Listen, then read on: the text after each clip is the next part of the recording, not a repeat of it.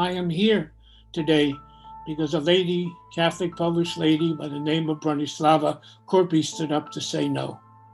And for me, as a survivor, that's the message of hope from the Holocaust. The gas chambers in Auschwitz did not begin with bricks. They began with words, with ugly, evil words about the Jews.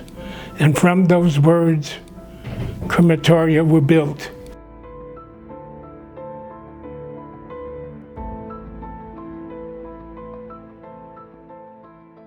I tried to understand what it was that I survived. And so I did research.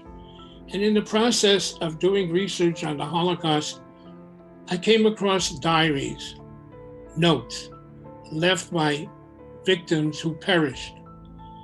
And I found it difficult to understand why, in the midst of this hell, people would barter a piece of bread for a piece of paper or a bowl of soup for ink, when that piece of bread or bowl of soup meant the difference between life and death.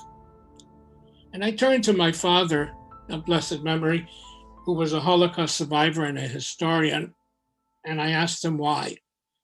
And he said to me, it's because the victims feared that people would never know that they lived and certainly how they died and perished. And so they took that risk, even at a cost of their lives, to make sure that their story will be told. That continues to be, as I believe, a sacred mission of all of us survivors, to tell the story, to continue to tell the story, to challenge the bigots, to challenge those who question. Remember the beautiful, naive hope we read in Anne Frank's diary.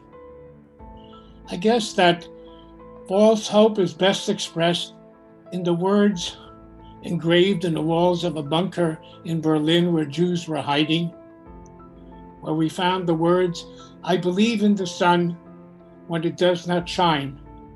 I believe in love, even though I do not feel it. I believe in God, even when he is silent. I have learned that during the Shoah, during the Holocaust, whenever and wherever and however good people stood up to say no to hate, Jews lived, gays lived, gypsies lived.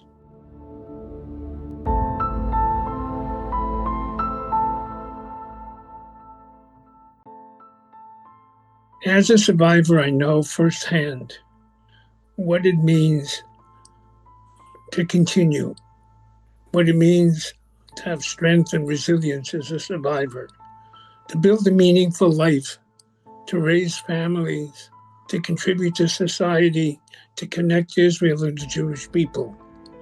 That gives us the strength.